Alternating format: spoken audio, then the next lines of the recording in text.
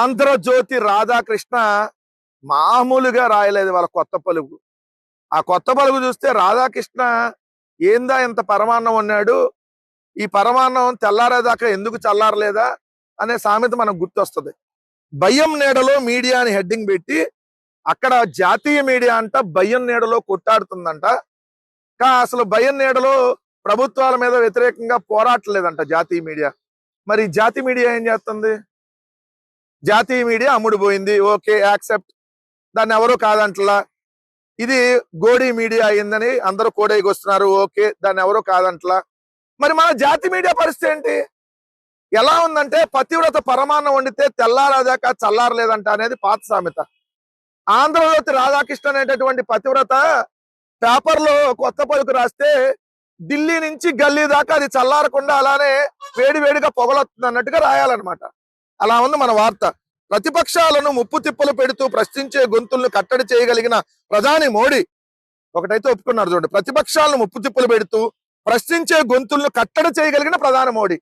మరి ఇది నిరంకుశత్వమేగా. అంటే ఎన్డీఏ ప్రభుత్వం నిరంకుశత్వంగా వ్యవహరిస్తుందని చెప్పి నరేంద్ర మోడీ గారి మీద ఆంధ్రజ్యోతి రాధాకృష్ణ రాశాడు అని అంటే రేపు పొద్దున మోడీ గారితో తెగదంపులు చేసుకొని బీజేపీ వద్దు సీజేపీతోనే పొత్తు అనేటటువంటి యాంగిల్ ఏమైనా వెళ్ళబోతానికి ఇండైరెక్ట్ రాశారా? మరి ఇప్పుడు బీజేపీ వాళ్ళు కూడా సమాధానం చెప్పాలి.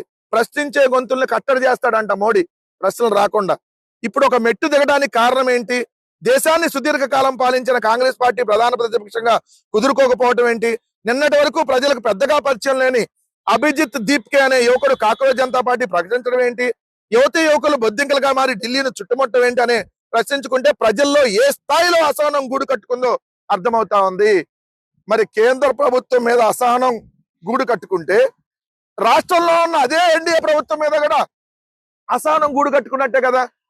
అంటే కేంద్ర ప్రభుత్వం రేపొద్దున ఓడిపోబోతుంది, రాష్ట్ర ప్రభుత్వం కూడా ఇక్కడ ఓడిపోబోతుంది అని చెప్పి ఆంధ్రజ్యోతి రాధాకృష్ణ ఒప్పుకున్నట్టే కదా. మరి ఆ విధంగా మీరు డైరెక్ట్ గా రాయాలి కదా.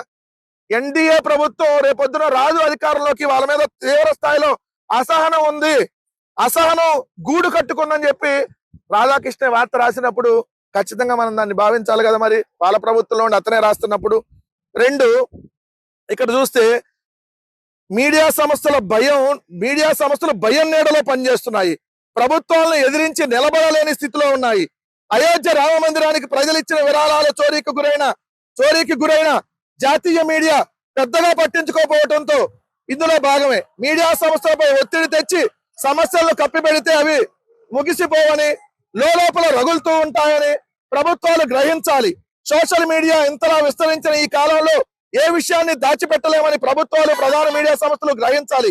ప్రజాస్వామ్య వ్యవస్థలో ప్రజలను ప్రత్యర్థులను భయపెడుతూ ఎంతో కాలం మనుగడ సాగించలేమని పాలకులు గుర్తించాలి. ఎస్ మిస్టర్ రాధాకృష్ణ గారు, ఇక్కడ ఆంధ్రప్రదేశ్ లో కూడా అదే గుర్తించాలి. ప్రజాస్వామ్యంలో ప్రజలు మాట్లాడితే కేసులు పెడతాం, అక్రమ కేసులు పెట్టి జైల్లోకి వేస్తాం, అరెస్టులు చేస్తామంటే కుదరదు.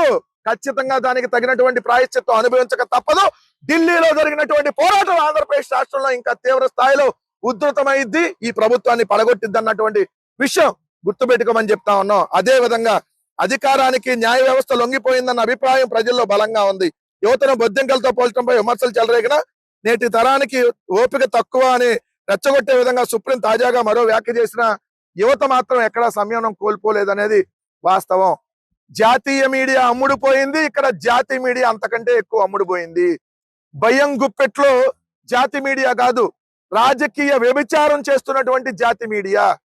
పత్రికలు అనేటటువంటిది పూర్తిగా పక్కన పెట్టి, మీడియా అనేది పూర్తిగా పక్కన పెట్టి, ఏదైతే చంద్రబాబు నాయుడు గారి కోసం నడి రోడ్డు మీద నగ్నంగా ఏ లత్కోర్ పనైనా చేసేటటువంటి రాధాకృష్ణకు సంబంధించినటువంటి మీడియా ఈ రోజు నీతి వ్యాఖ్యలు పలుకుతూ పతివ్రత పరమాణం వండినట్టుగా ఈ రాధాకృష్ణ పరమాణం వండుతూ రాస్తున్నటువంటి వార్తలు ఖచ్చితంగా ఈ రోజు మీడియా అనేది నిష్పక్షపాతంగా ఉండకుండా ఒక రాజకీయ పార్టీలకు తొత్తులుగా మారి ఇష్టం వచ్చినట్టుగా ఏదైతే రాజకీయ బ్రోకరిజం చేస్తున్నది వాస్తవం. రాధాకృష్ణ చెప్పకనే జాతీయ మీడియాను ఉద్దేశిస్తూ తన జాతీయ మీడియా ఎలాంటి లత్కోరు పనులు చేస్తుందో ఇండైరెక్ట్ గానే ఒప్పుకున్నట్టుగా మనం దీనిలో భావించాలి.